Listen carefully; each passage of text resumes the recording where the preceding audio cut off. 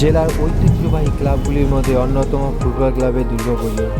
জেলা বিগ বাজেটের মধ্যে আরেকটি নাম চলে আসে গঙ্গারামপুর ফুটবল ক্লাবের দুর্গাপুজো।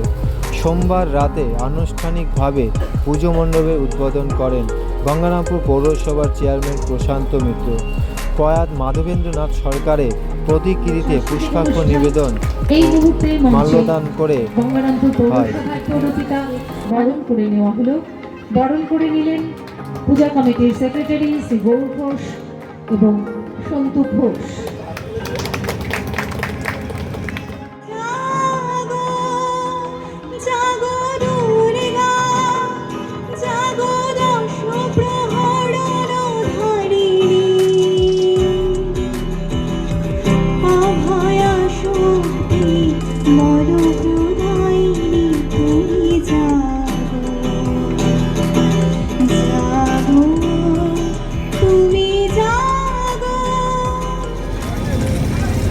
Football club